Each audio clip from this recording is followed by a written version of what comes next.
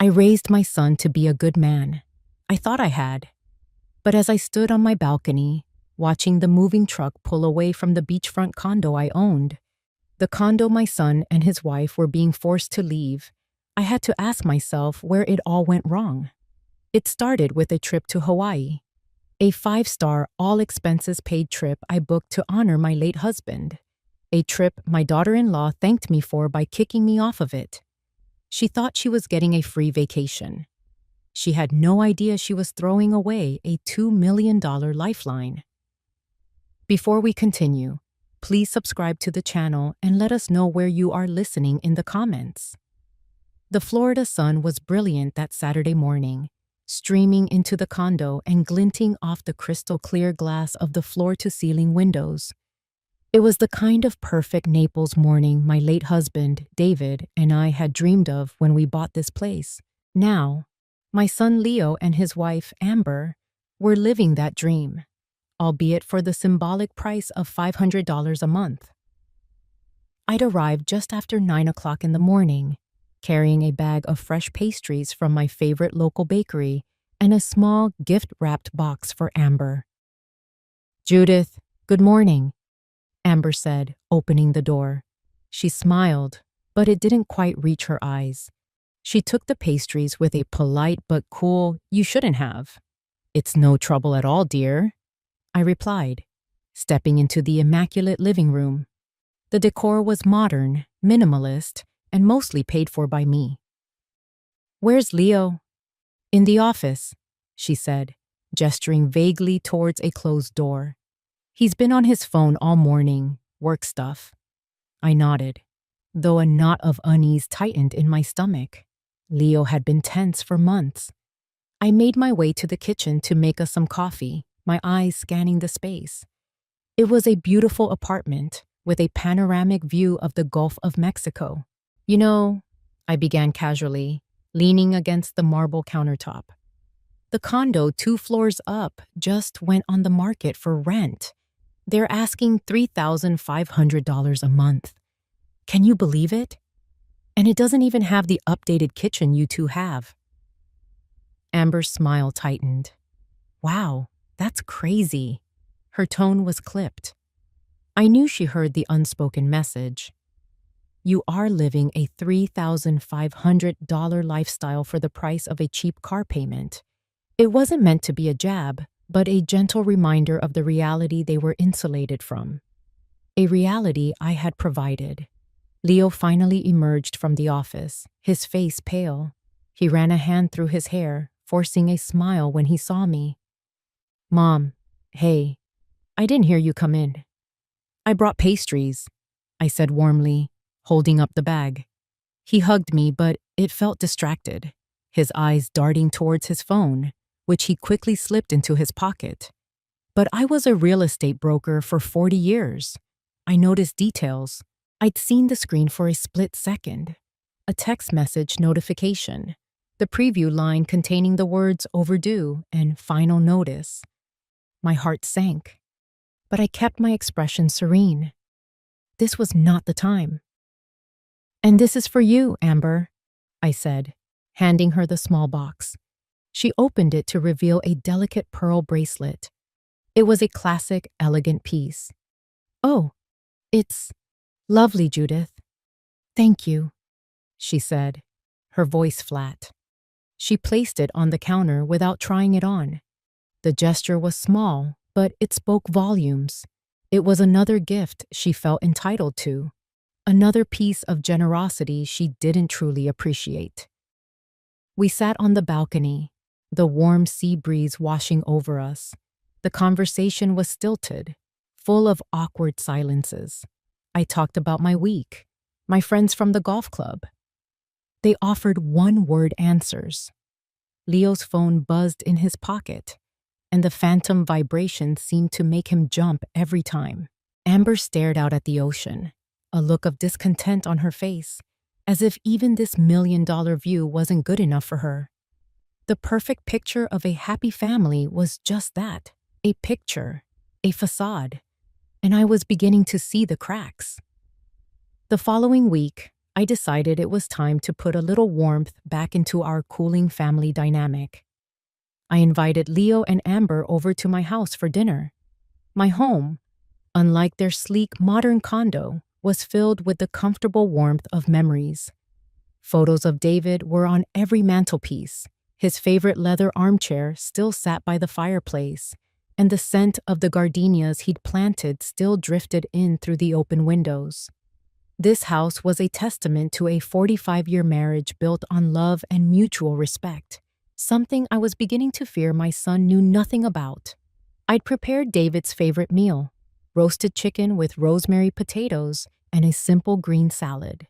As we sat at the large mahogany dining table, I let the conversation flow gently, asking about their work, their friends, the mundane details of their lives. Leo seemed more relaxed here, away from the sterile environment of the condo. Amber, however, was quiet, picking at her food, offering little. She looked around the room as if she were a tourist in a museum, detached and unimpressed. After dinner, I served coffee in the living room. I let the silence settle for a moment before reaching for a thick, glossy envelope on the coffee table. "So," I began, my voice clear and steady, "I have something for you." I handed the envelope to Leo. He looked at me, puzzled, before opening it. Inside were 3 first-class tickets to Maui, Hawaii, and a reservation confirmation for a 2-bedroom oceanfront suite at a 5-star resort.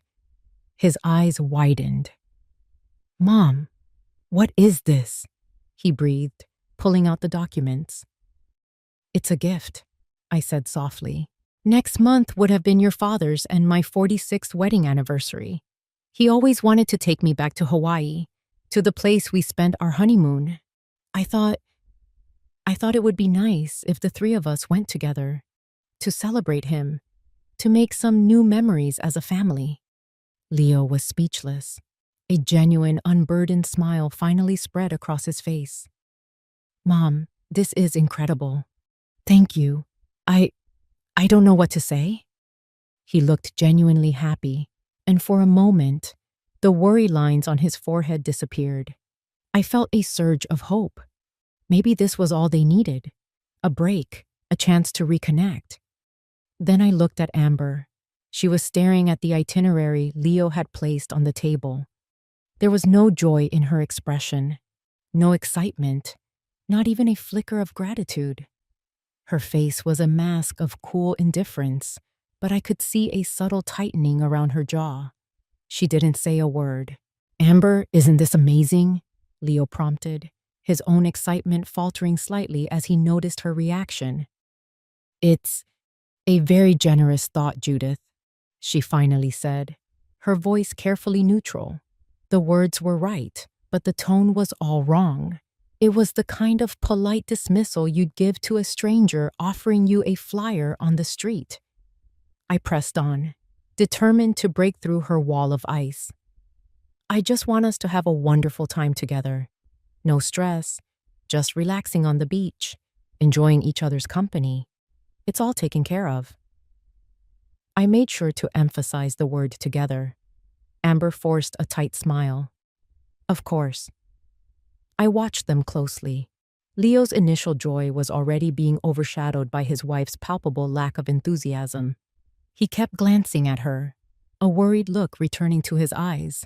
She, on the other hand, refused to meet my gaze. She was already mentally checking out.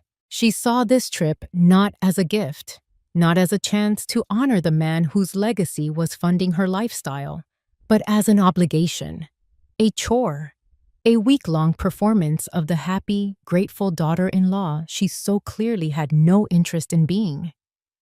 And in that moment, watching her, I felt the first cold premonition that my gift was about to be thrown back in my face. The phone call came 2 days later. I was in my garden, pruning David's prize-winning roses, when my cell phone rang. It was Amber. My heart gave a hopeful little flutter. Perhaps she'd had time to think and was calling to genuinely thank me. Perhaps she wanted to ask what she should pack. I was a fool. "Hi, Judith. Do you have a minute?" she asked it, Her voice was syrupy sweet, a tone she only used when she wanted something. Of course, Amber. Is everything all right? I asked, setting my gardening shears down. Oh yes, everything's fine. I was just thinking about the trip to Hawaii, she began, letting the sentence hang in the air. Yes? I prompted. There was a slight pause. Well, Leo and I were talking, and you know how much we appreciate the gesture. It's so generous of you. I'm glad you think so. I'm very much looking forward to it, I said, my voice even. Right.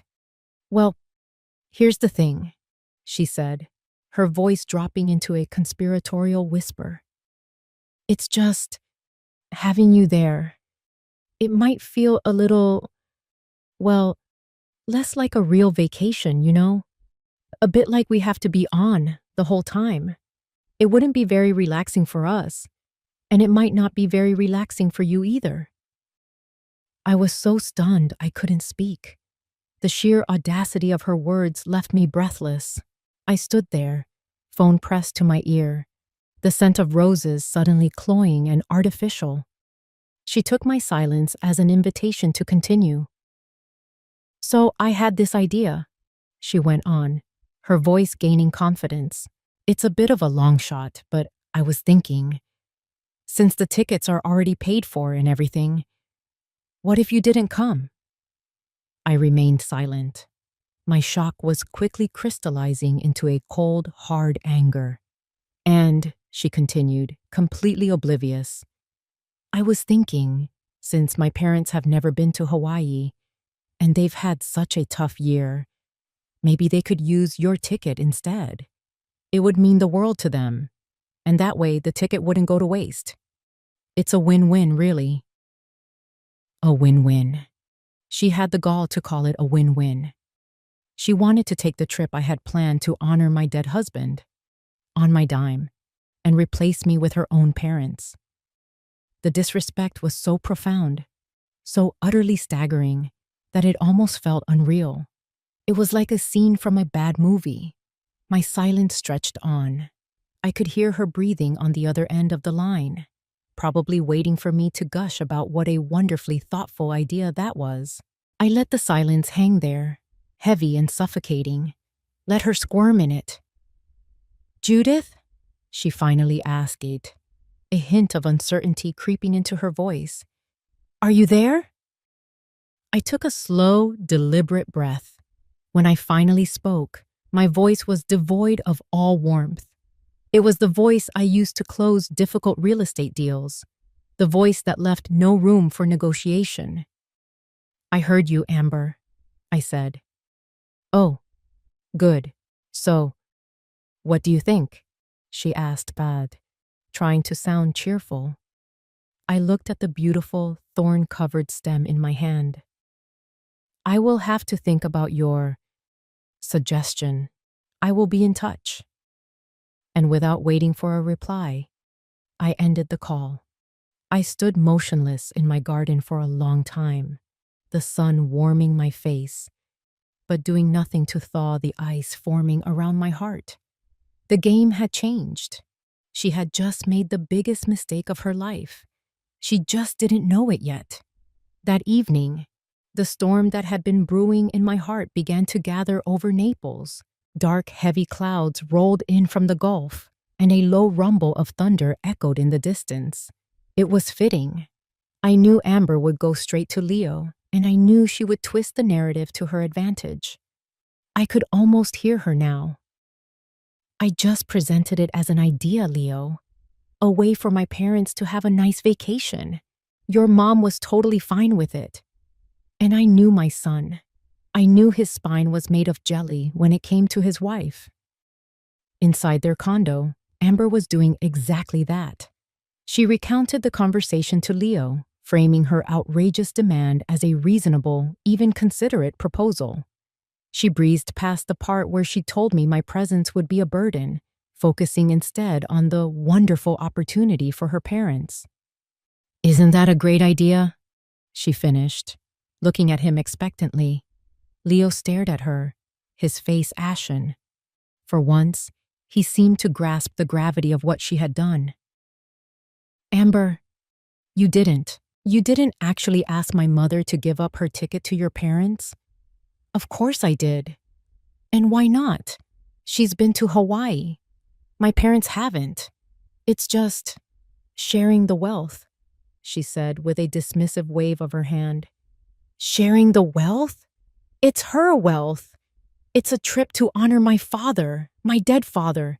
Amber, what were you thinking? His voice was rising, a rare occurrence.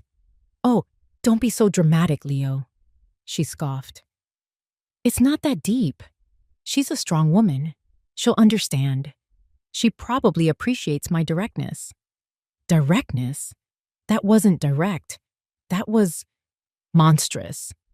You just kicked my mom off a trip she planned and paid for in memory of her husband.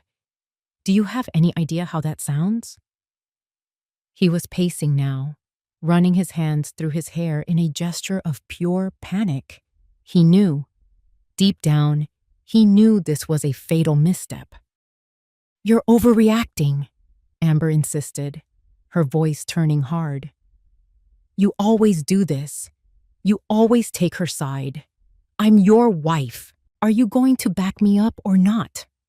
And there it was, the ultimatum, the final manipulative twist of the knife. She was making this a test of his loyalty. Him versus me. Leo stopped pacing. The fight went out of him as quickly as it had appeared. I could picture him, shoulders slumped, the look of defeat on his face. He was trapped. Trapped by his secrets, by his debts, and by this woman who held all the power in their relationship. He was terrified of confronting her, terrified of the argument that would follow if he didn't capitulate. More than that, he was terrified of his own life unraveling if he upset the fragile balance he was barely maintaining. So he did what he always did. He chose the path of least resistance.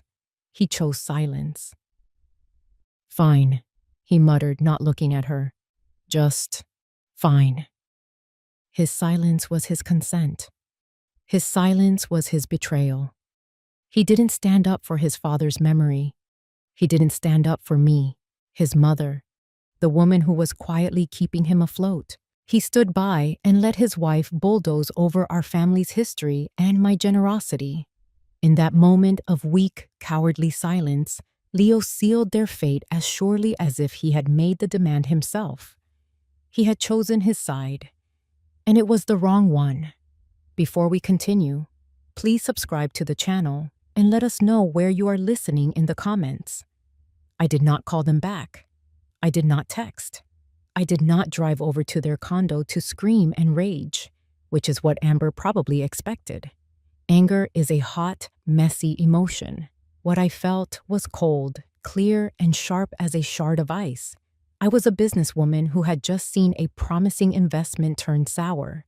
It was time to cut my losses and divest. I spent the rest of the day in my home office. It's a room David had designed, with rich cherry wood bookshelves, a large desk overlooking the garden, and a quiet, calming energy. But there was nothing calm about my actions. I wasn't grieving anymore. I was strategizing. I didn't cancel the trip right away. That would have been too simple, too emotional. Instead, I opened my laptop and began to type.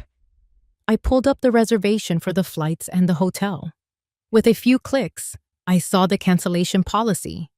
I would get a full refund if I canceled within the next 24 hours. Plenty of time. Then, I opened my email. I composed a new message, addressing it to both Leo and Amber. The subject line was simple: Hawaii trip. The body of the email was even simpler. I wrote, Dear Amber and Leo, I have thought about your suggestion, Amber. I've decided the best course of action is to cancel the trip entirely. This will ensure everyone is comfortable and free from any obligations. I hope you have a pleasant evening. Sincerely, Mom. I read it over twice. It was perfect. It was polite, detached, and utterly dismissive. It offered no room for argument. I wasn't punishing them. I was simply removing the source of the problem, just as they had wanted. The phrase free from any obligations was a deliberate, pointed barb. You don't want the obligation of spending time with me? Fine. You are now free. I hit send. The immediate aftermath, I imagined, would be a mix of emotions in their condo. Amber would likely feel a flash of triumph. She had gotten her way. She no longer had to go on a forced family vacation. She wouldn't see the bigger picture, the true cost of her victory. She was playing checkers, while I was playing chess. Leo, on the other hand, would feel a cold dread creep up his spine. He would understand the tone of that email. He would recognize the finality in my words. He would know that this wasn't an emotional reaction. This was a business decision. He would feel the ground beneath his feet begin to shift. The storm hadn't hit yet, but he would hear the thunder. He would know that my quiet, calm response was infinitely more terrifying than any shouting match could ever be. I closed my laptop and walked out to the balcony. The earlier storm had passed, leaving the air clean and cool. The first stars were beginning to appear in the twilight sky. I had made my first move. The trip was canceled, yes, but that was just a symptom. The disease was their entitlement, their disrespect, their ingratitude, and I was about to perform a surgery. It would be painful, precise, and absolutely necessary. The next morning, I woke up with a sense of purpose I hadn't felt since David passed away. The grief was still there, a constant, low hum beneath the surface. But now it was overlaid with the sharp, clear focus of a CEO executing a hostile takeover. My target wasn't a corporation. It was my own asset, a $2 million property that was being occupied by ungrateful tenants. I dressed carefully in a tailored navy blue suit, pearl earrings, and low heels. This was my uniform, the armor I wore for 40 years in the cutthroat world of high-end real estate. Today, I was not a mother. I was Judith Barlow, broker and investor. I had a 10 o'clock in the morning appointment with my lawyer, a sharp man named Mr. Davies, whom I had on retainer. His office was downtown, in a sleek high-rise building that overlooked the bay. As I sat in his plush leather chair, I didn't waste time with pleasantries or family drama. Mr. Davies was my lawyer, not my therapist. I did not mention my son, my daughter-in-law, or a canceled trip to Hawaii. I spoke to him as one professional to another. "Good morning, Robert," I began, placing my leather portfolio on his polished desk. "I need you to draft some paperwork for me regarding one of my properties." "Of course, Judith. Which one?" he asked, pulling a legal pad towards him. "The condo on Gulf Shore Boulevard, Unit 703, I said, my voice even and calm. "Ah, the one your son is in," he said with a knowing smile. "It's the one currently occupied by tenants whose lease is about to expire," I corrected him gently but firmly. The distinction was crucial. This was no longer about family. It was about landlord and tenant. "I need you to draw up a new lease agreement for that property." "Certainly. What are the new terms?" he asked, pen poised. "The new monthly rent will be $3,500, I stated without a flicker of emotion. Mr. Davies raised an eyebrow slightly but made no comment. He was too professional for that. He simply wrote it down. $3,500. And the effective date? "The new lease will take effect in 60 days, as required by Florida law. I want the notice delivered by a licensed process server. I want everything done completely by the book. No loopholes, no wiggle room."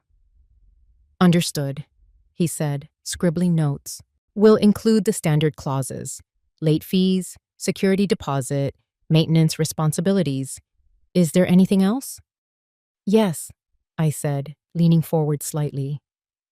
I want a clause that explicitly states the lease will not be renewed upon its expiration in 12 months. I am giving them a 1-year non-renewable lease. I have other plans for the property after that." Now he looked up. His professional curiosity piqued. "You're planning to sell?" "I am planning to liquidate the asset," I replied, using the cold, impersonal language of finance. He nodded slowly, understanding the full picture.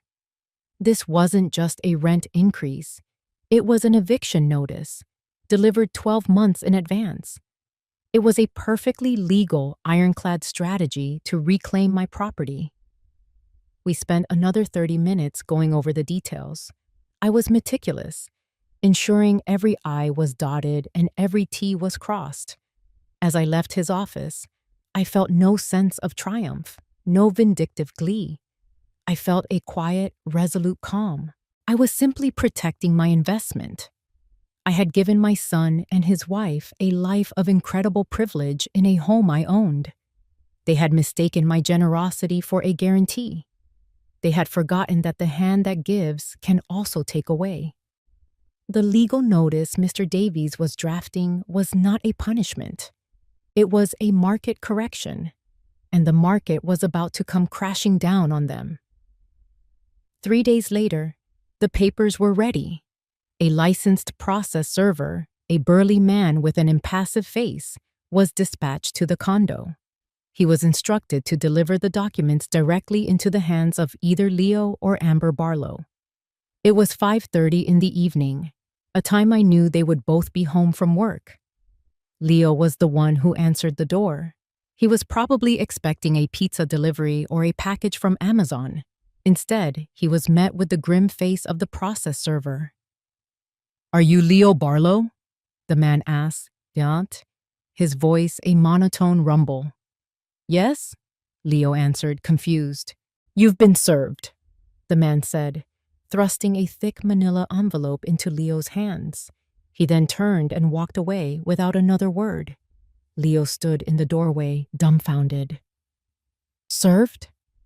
The word hung in the air, heavy with legal dread.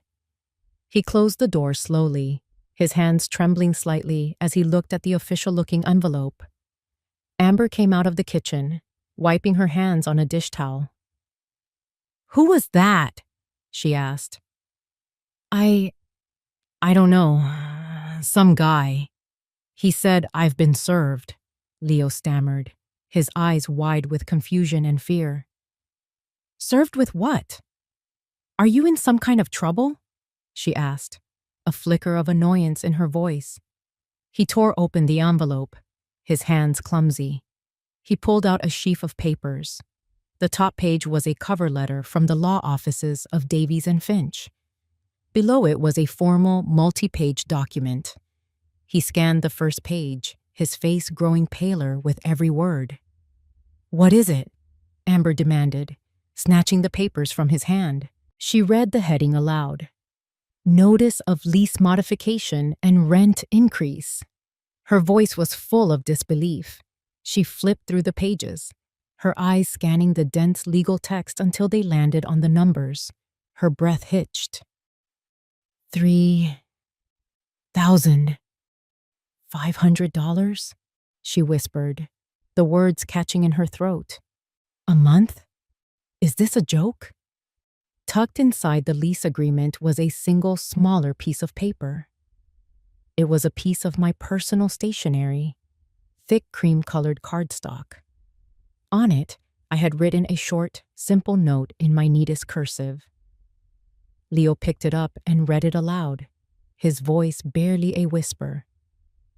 "An independent lifestyle comes with independent expenses. You have 2 months to decide if you can afford it." The reality of the situation crashed down on them.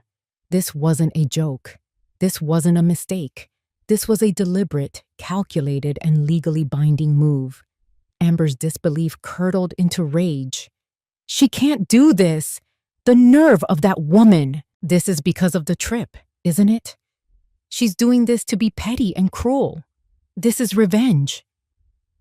Leo didn't say anything. He just sank onto the sofa, the legal documents scattered on the floor around him. He wasn't angry. He was terrified. He knew this wasn't about being petty. He knew my note wasn't just a snide remark.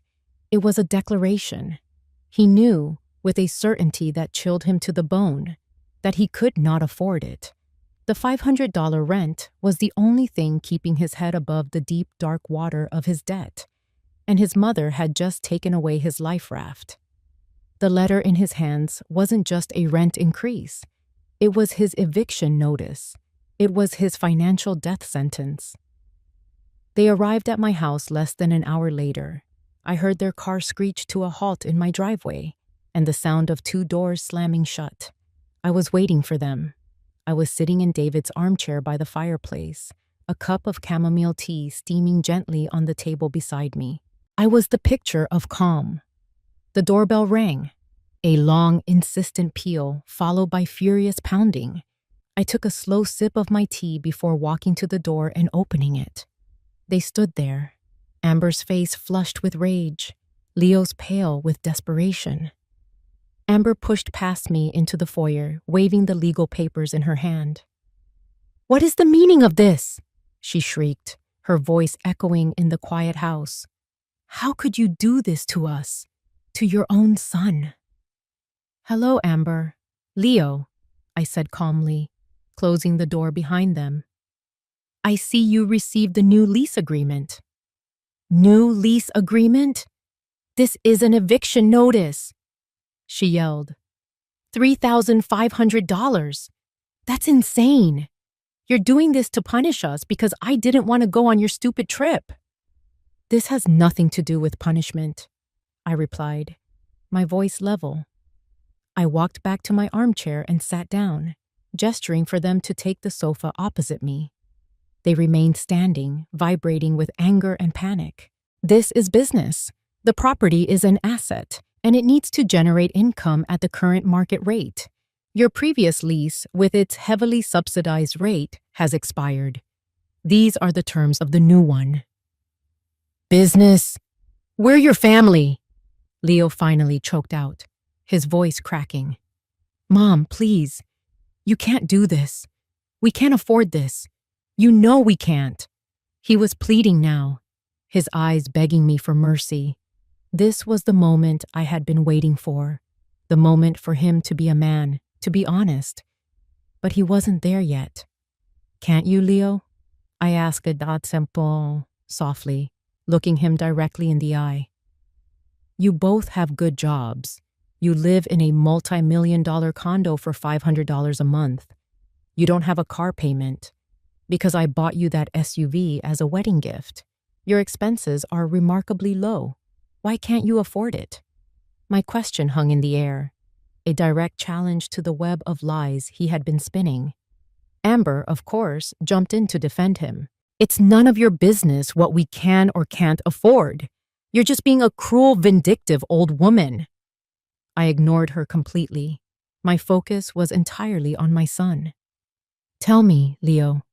Tell me why you can't afford to pay the market rate for your life." He faltered, his gaze dropping to the floor. He couldn't tell me the truth. Not in front of her. He couldn't admit to the secret debt that was strangling him. "We just can't," he mumbled, his voice thick with shame. I took another sip of my tea. "Then you have a decision to make," I said, my voice leaving no room for argument. "The terms are on the paper. This is not a negotiation. You are not my children in this matter. You are my tenants. You have the right to accept the new lease, or you have the right to decline it and vacate the property within 60 days. The choice is yours." My calmness was a wall they couldn't breach. They had come expecting a screaming match, a dramatic, emotional fight where they could use guilt and sentiment as weapons. Instead, they found a boardroom. I had stripped all emotion from the equation, leaving them with nothing but the cold, hard facts of contract law. They stared at me, their anger and desperation useless against my icy composure. The fiery confrontation they had started had been extinguished by a single, unmovable force: my resolve. The confrontation ended with Amber storming out of the house, dragging a shell-shocked Leo behind her. I knew, however, that it wasn't over. The foundation of their life had cracked, and the pressure I was applying was only going to get stronger. I gave it 2 days.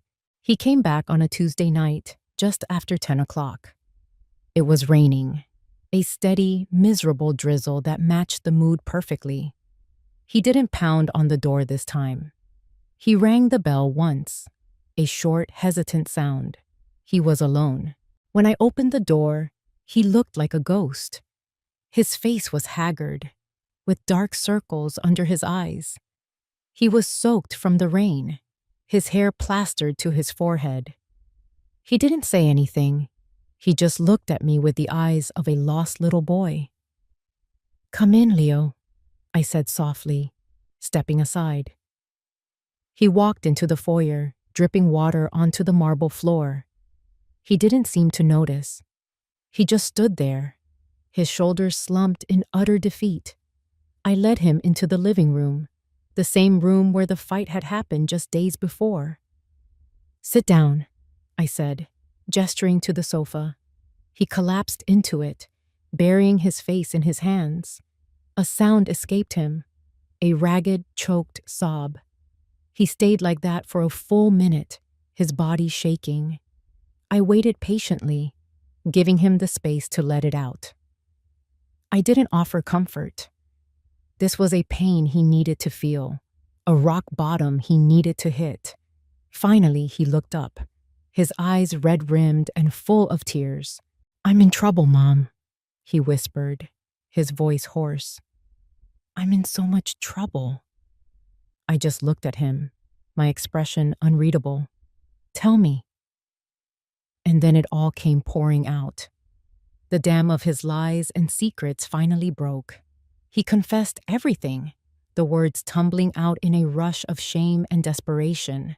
He told me about the bad investment he'd made 2 years ago, a tech startup that had gone bankrupt, leaving him with a secret business loan he couldn't pay. He told me how the debt had snowballed with interest and penalties, growing into a monstrous sum that haunted his every waking moment. "How much, Leo?"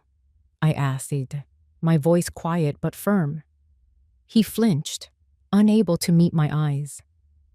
Almost $200,000, he mumbled. $200,000. The number settled in the air between us, heavy and obscene. He told me about the threatening letters, the constant calls from creditors, the lies he had to tell Amber to hide the missing money from their accounts. He admitted that the $500 rent wasn't just a help. It was the only thing that had allowed him to keep up the facade, to keep from drowning completely. "I was going to tell you," he sobbed, looking at me with raw desperation. "I swear I was, but I was so ashamed. And then Amber, she just wants so much. She wants the lifestyle, the nice things. I couldn't let her down." He finally broke down completely, his words dissolving into incoherent sobs. He was a 35-year-old man, crying like a child in his mother's living room. It was a pathetic sight, but it was also the most honest I had seen him be in years. He had been backed into a corner with no way out. The weight of his lies had become too heavy to bear. He wasn't confessing out of a newfound sense of integrity. He was confessing because he was desperate. He was confessing because he had finally realized that I was his only hope for salvation, and he was about to find out just how badly he had misplayed his hand. I let him cry for a few more minutes, the sound echoing in the quiet room. When his sobs subsided into ragged breaths, I finally spoke. My voice was not angry, nor was it sympathetic. It was the calm, factual voice of a narrator stating the final, unchangeable truth. "I know, Leo," I said. He looked up, his tear-streaked face a mask of confusion. "What? What do you know?" "I've known about the debt for 6 months," I stated simply. He stared at me, his mouth hanging open. The color drained from his face, leaving him looking even more ghostly than before. "How?" he whispered. "You're my son, Leo. I notice things. The tension, the constant checking of your phone, the way you flinch when a number you don't recognize calls. And frankly, your financial footprint is not that hard to follow when one knows where to look. I hired a private financial investigator. I know everything. The failed startup, the loan from that predatory lender, the exact amount you owe, down to the penny." He was speechless, utterly floored. He looked like I had physically struck him. "The trip to Hawaii," I continued, my voice still level, "was not just a trip. It was a test. A final test for you and for your wife." I leaned forward, placing my cards on the table, one by one. "I am selling the condo, Leo. I have a buyer. The deal closes in 75 days. The sale price is $2 million. He gasped, a small, choked sound. "My plan A, was this. The three of us would go to Hawaii. We would honor your father. If Amber had shown 1 ounce of grace, 1 shred of gratitude or respect, if you had shown the courage to be a husband and manage your wife's appalling behavior, I was going to give you $500,000 from the sale of the condo." His eyes widened in disbelief, a dawning horror spreading across his features as he began to understand. $500,000, I repeated, letting the numbers sink in. "Enough to pay off your entire $200,000 debt. Enough to put a very generous down payment on a nice, modest home of your own. Enough to give you a fresh start. A clean slate. That was the gift I was planning to give you. That was your lifeline." I paused, letting the full weight of what he had lost settle upon him. "But you didn't pass the test," I said, my voice turning cold. "Your wife failed spectacularly, with a display of greed and disrespect so profound it was almost comical. And you failed by letting her do it. Your silence was your endorsement. You stood by and allowed her to spit on your father's memory and my generosity. So you closed that door. You and Amber, you slammed it shut and locked it yourselves, which left me with Plan B." I stood up and walked over to the window, looking out at the rain-slicked street. "Plan B is what is happening now. It is the business plan. I am reclaiming my $2 million asset in a clean, legal, and unimpeachable way. The rent increase is not a punishment, Leo. It is a tool. It is the legal mechanism by which I ensure you vacate my property so I can deliver it, empty and clean, to its new owner. You made your choice, and now you have to live with the consequences." He just sat there, utterly broken.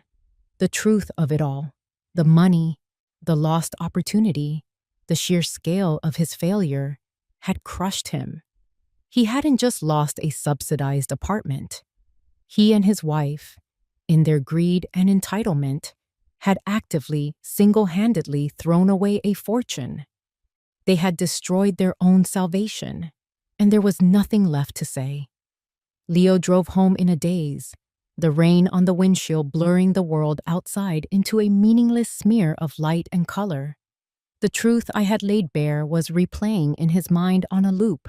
$2 million, $500,000, a test, a failure. Each repetition was another turn of the knife.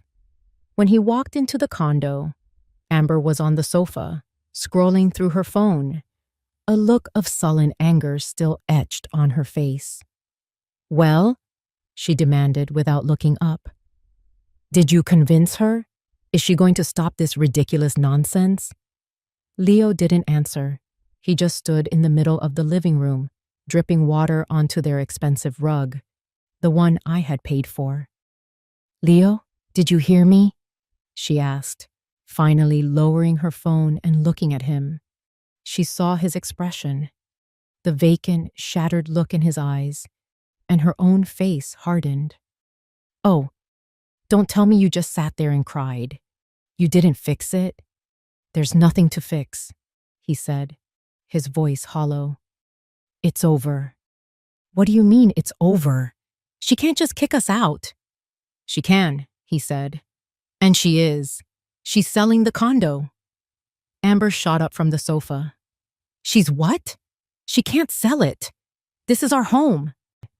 "No, it's not," Leo said, a strange, bitter laugh escaping his lips. "That's the whole point, isn't it? It was never our home. It was always hers. We were just living in it." And then he told her everything. He told her about the $2 million sale price. He told her about the $500,000 gift that was supposed to be theirs. He told her the Hawaii trip was a final test of character, a test she had failed in the most spectacular way possible. Amber stared at him, her face a whirlwind of emotions, disbelief, confusion, and then a slow, dawning comprehension. The number hung in the air between them, shimmering like a mirage. $500,000. 500,000? She repeated, the words barely a whisper. We lost $500,000? Yes, Leo said, his voice flat. Because you just had to have your parents come to Hawaii. Because you couldn't stand the thought of spending a week with my mother. You threw it all away. The dam of his resentment, built up over years of her demands and his own cowardice, finally burst. For the first time, the argument wasn't about me. It was about them. "Me?" she shrieked, her voice rising hysterically. "This is my fault? What about you? What about the $200,000 in debt you've been hiding from me?" He told her that part too. The final, devastating secret. "You lied to me!" Amber screamed, her face contorted with fury and betrayal. "For years, we're broke because of you. We're losing everything because of you. And we could have been saved," he yelled back, his voice finally raw with the agony he'd been suppressing. "We could have been free of all of it. But your greed, your endless, bottomless greed ruined it. All you had to do was be a decent human being for 1 week, and you couldn't even manage that." The fight was ugly, vicious, and raw. All the unspoken truths, all the hidden resentments, all the financial pressures and secret shames came pouring out. It was a hurricane of blame and regret, tearing their carefully constructed life apart at the seams. She threw his lies and weakness in his face. He threw her entitlement and ingratitude back at her. They were no longer a team. They were two desperate people, trapped in the wreckage of their own mistakes, turning on each other because there was no one else to blame. The perfect picture had shattered, and all that was left were the jagged, ugly pieces. They hadn't just lost a home and a fortune. In that moment, screaming at each other in the beautiful borrowed condo they were about to lose, they lost each other too. The 60 days passed in a blur of bitter silence and frantic packing. The legal notice was unassailable, and the reality of their situation was absolute. They couldn't afford the new rent, and there was no appeal, no negotiation. The date on the notice was a deadline, and it arrived with the unpitying certainty of a sunrise. On the final day, I stood on the balcony of my own home, which was just a few buildings down the coast from theirs. I could see the moving truck parked outside the condo, a stark, ugly symbol of their failure. It was a hot, humid Florida day, the air thick and still. Through my binoculars, I could see them, Leo and Amber, moving like ghosts in and out of the building. They looked exhausted, defeated, and a decade older. They didn't speak to each other. They moved in separate orbits of misery, carrying boxes filled with the remnants of a life they had taken for granted. The expensive furniture, the designer clothes, the high-end electronics, all of it now just cumbersome baggage on their way to a much smaller, much harsher reality. They had found a small, cramped apartment to rent, miles from the beach, miles from the life they thought they deserved. My phone rang. It was the real estate agent representing the buyer. "Judith," he said, his voice cheerful. "Just wanted to let you know, the final walkthrough is complete. The tenants are out. The place is clean. We are cleared to close tomorrow morning at 10 o'clock. "Thank you, Mark," I said, my voice steady. "I'll be there." I hung up the phone and lowered the binoculars. I watched as Leo carried the last box to the truck. Amber stood by the open passenger door, not helping, just staring blankly at the building she had once called home. They got into the truck, and without a backward glance, they drove away. The $2 million transaction was complete. My asset was secure. My plan had been executed flawlessly. I had won. But as I stood there, watching the truck disappear down the boulevard, I felt no joy. There was no sense of victory, no satisfying taste of revenge. There was only a profound and hollow sadness. I had won the battle, but I had lost my son. Perhaps I had lost him long before this, to his own weakness and to the woman he had chosen to marry. But this was the final, undeniable confirmation. I had taught them a lesson, a brutal, expensive lesson about consequences, gratitude, and the real cost of an independent life. But the price of that lesson was a fractured family and a relationship that might never be repaired. I looked out at the calm, blue expanse of the Gulf of Mexico, the same view they had just lost forever. The sun was beginning to set, painting the sky in brilliant strokes of orange and pink. It was beautiful, and for the first time in a long time, I felt completely and utterly alone. If you enjoyed this story, please like the video, subscribe to the channel, and comment 1 below. If not, feel free to comment 0 so we know and can improve future videos. To hear the next story, click the box on the left. Thank you for watching.